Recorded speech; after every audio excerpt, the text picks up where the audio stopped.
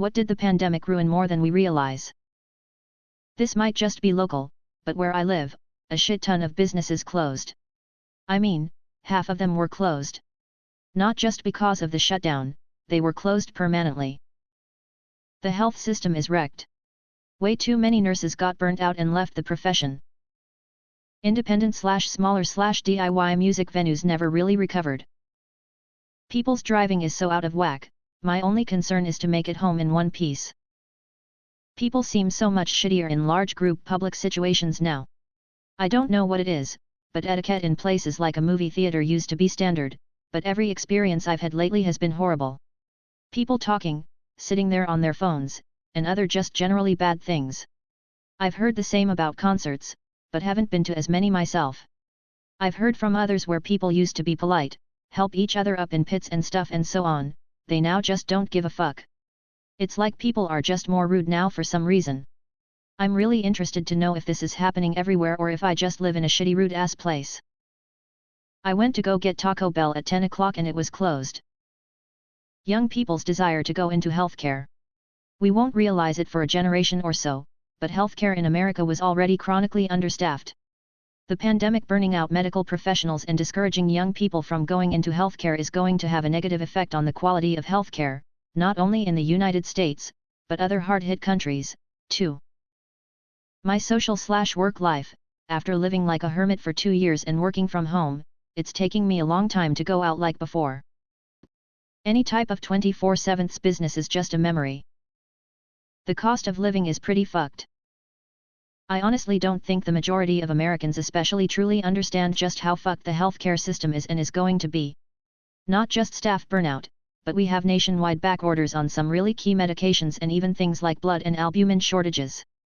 There have been times that we've literally just not had the supplies available to give a blood transfusion and have had to resort to alternative treatments for things like seizures because we simply do not have the normal medications available. We have major equipment shortages too. There were several months that we couldn't consistently get Foley catheter kits and we're having to Frankenstein things together. Currently the only A-line kits my facility has are the double-port ones that we use for swans. Bariatric beds? Good luck finding one. Entire supply chains and productions lines have ground to a halt. Add staff burnout, staffing shortages, increased patient loads, deceased equipment, and it's just a domino tower. But most people? Not a single fucking clue. Time perception 2019 was 3, soon to be 4, years ago? Edit, thank you for all the likes and award.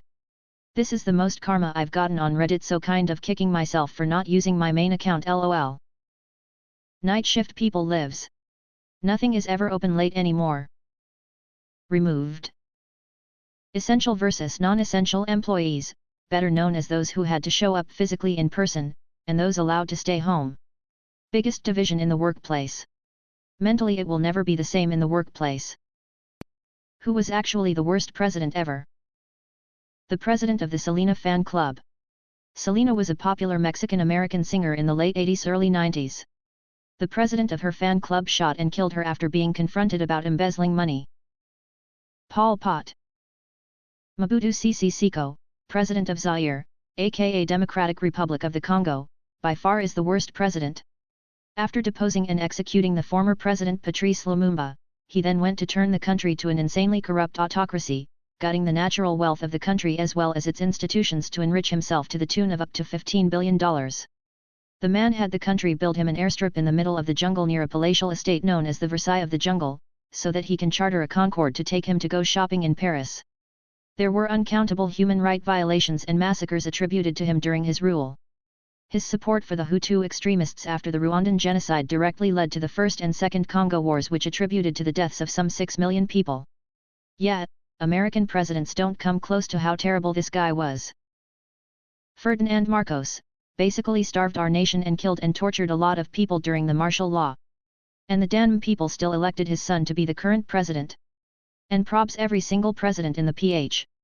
Edit, yet, Filipinos aren't the best at electing leaders LMAO.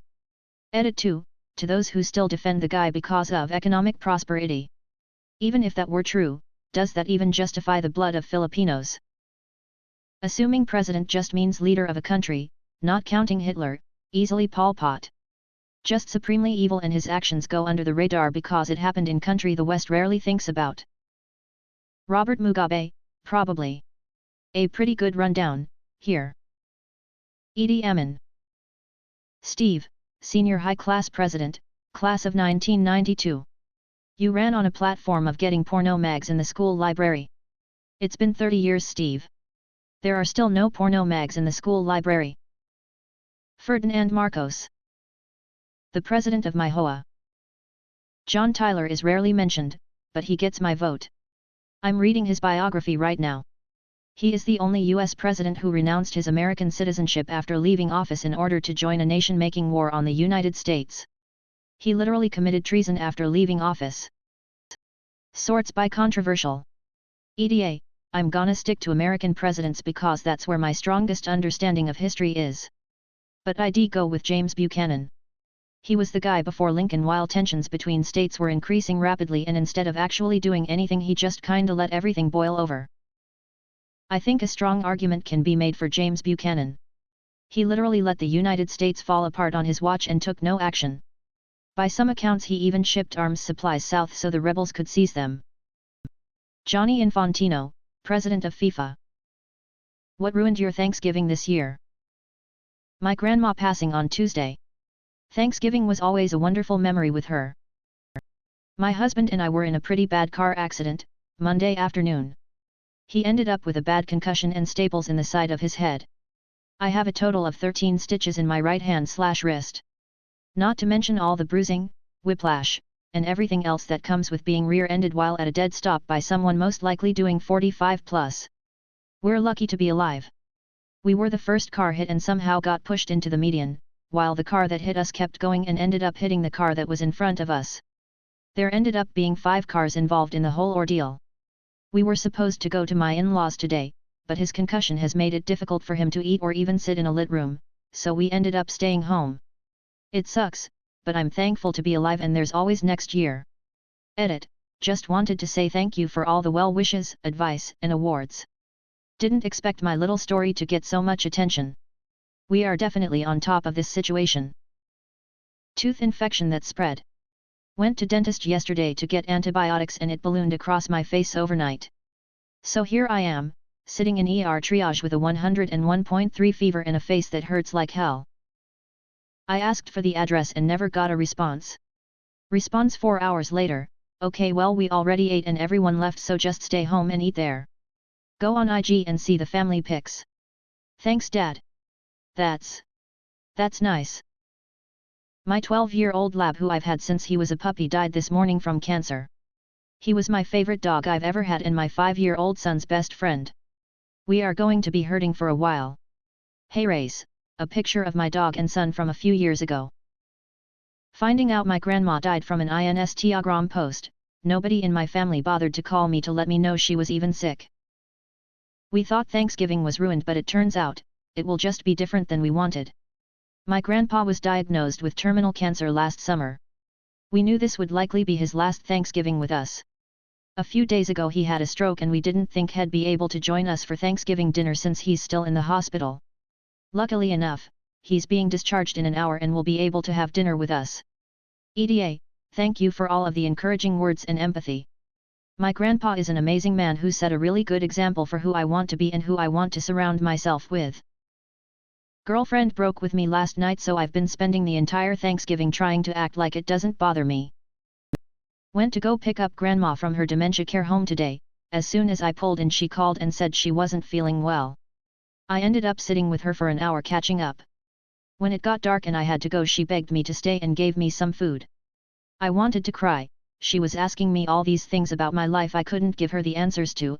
I miss when she was a part of my life and not away spending her last days isolated. Dementia sucks bad, it's horrible to have to go through. 2 weeks ago, my dad and grandma died 2 days apart from their respective cancers. Also, today I have a 103 fever, so I can't even be around my family. Edit, thank you all so much. Big dinner. Turkey. Stuffing. Mashed potatoes. Cornbread. The whole 9 yards. A colleague's daughter says she has a stomach ache and doesn't feel well.